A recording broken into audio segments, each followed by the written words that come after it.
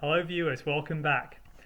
I want to do this video that sometimes people ask me about how narcissists and people with these traits to that high enough level to possibly reach a diagnosis hate it when they're revealed. It's interesting, and look, you're probably good to watch this video in conjunction with my other videos about healing from narcissistic abuse and the general psychology of the narcissist. Because what I find here is with people who are operating on this plane, I sometimes call it the spectrum of mental health. People operating in this darker side of humanity have a very, very big shadow, and it's so big that they can't. They're not. They either can't or they're not willing to see it. There's sometimes a bit of a therapist joke made that therapist office are often filled with people who are victims of people who actually need counselling a lot more than they do. And the thing is, because anyone coming to counselling works with their shadow. They're looking at things saying, oh, I do this and I'm not sure why, and we explore, hey, maybe, we're tracking back and we look at maybe impacts of family stuff and what happened. But my point is, people in counselling look at their shadow. But when people have these very high level narcissistic traits, their shadow is so pushed away and they can't face it. And I think that's why they just hate it to the point of going absolutely mad. And this idea of them being found out. Now, when they're revealed, it's there's a few important points to make here, and it's important to make you aware of this. I know it can sound quite bleak and quite destructive, but I find narcissists hate being revealed, and also mixed with this, they lose narcissistic supply. Okay, so there's a twofold thing around being revealed.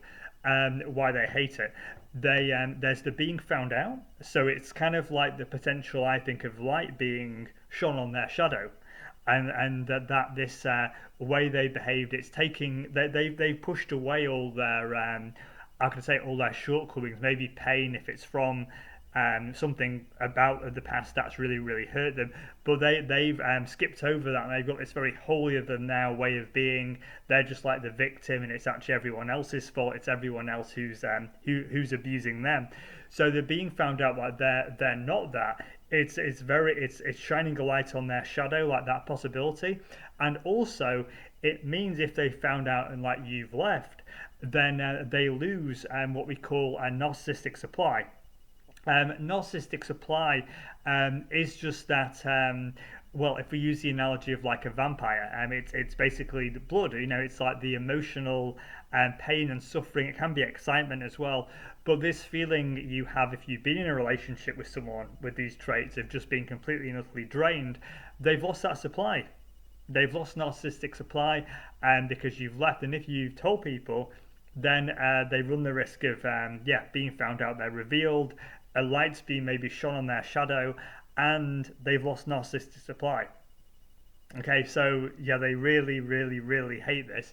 So if you're exiting this relationship, it's definitely leave. Your safety is paramount, but doing this tactfully. But also be aware of this. Now, I know it's going to sound bad, but it's really I want to kind of prepare you for this, because I went through a bit of this personally. And what can happen, because they hate being found out so much, there's commonly this horrible backlash that does happen. I've known happen now many times when someone actually leaves, and there can commonly be this experience of the person who's been victimized feeling they've never done so much for anyone. They constantly just keep giving out and giving out and giving out and giving out, so they just feel bled dry, so to speak. Number one, they've never been treated so badly. And then the important third one, when they've been revealed, the person with high narcissistic traits will then turn it and try to say that you actually abused them. Okay, so I just want to put that out there, and this is a very common thing to happen, and I think this is all just the acting out of, again, the way why you got to this video, that narcissists hate it when they're revealed. They can't take it. They can't.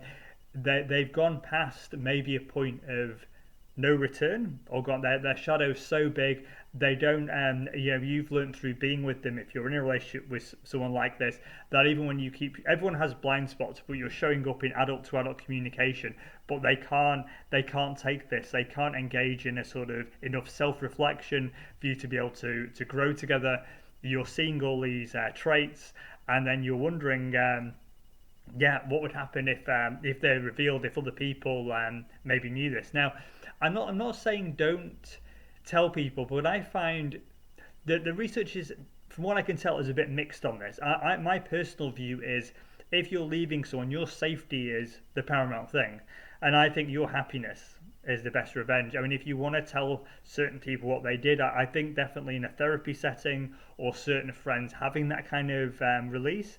But I think, bear in mind, keep your vision in place about what it is you really want. And I think, well, your happiness is the best ultimate revenge, creating these new relationships.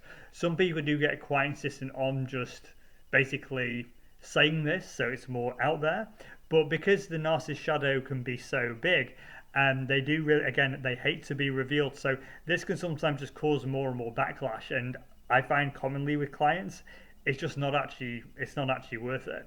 So just keep in mind this idea of how narcissists hate it when they're revealed. And again, they're losing their narcissistic supply, and also what it means is some level of a light is being cast on their shadow, so to speak. So they'll do anything to, they've lost narcissistic supply, they hate that, and they'll do anything to try and basically deflect everything away, to project onto you that it's about you. It's like the ultimate thing to the narcissist being revealed. They hate it. They can't. This is why people with strong narcissistic traits, they don't go to therapy, and because whatever's happened to them, it's just something they're not willing to examine. They're constantly in a non-stop victim place.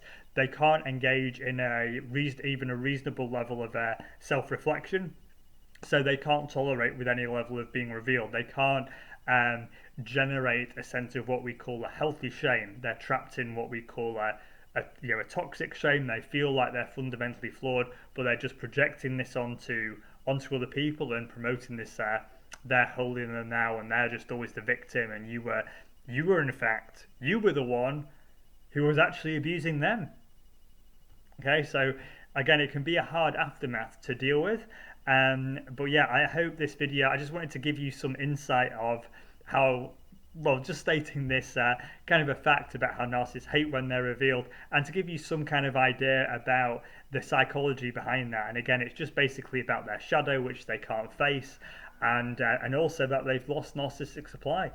And they hate that, because like a vampire thrives on blood, or a big shark thrives on eating blood, that's not there anymore. So they're kind of like their life force is that they've adapted to give them the strength has gone away. Okay, so I hope this video has given you something. Have an explore around, and I've done quite a few videos on narcissism and recovery, and my niche in my business is helping people recovering from distress from either current or past relationships. So this theme comes up very, very often. I do face-to-face and online counselling sessions. You can book via the link. Also, I have a digital program which is all around building foundations and finding the best communication strategy, which very much involves if you have to adapt what we call a clinical working, which is sometimes necessary for people with these types of traits. So do feel free to reach out. If you're enjoying the videos, like and subscribe. If you comment, I'll do my best to send a reply to you. And hope you're enjoying the channel, and wish you all the best with recovering from distress you may be experiencing from having a destructive type of relationship. And this channel is designed to help you, and again, I'm very happy to help you as well should you want to reach out for personal sessions or for one of my digital programs. Okay, take care, and hope to meet you in person one day, and look forward to giving you more value content. Oh, final thing, I'll just say, lots of free stuff goes to mygreatrelationships.com, and some nice free audios and stuff there for you around these types of topics. Take care.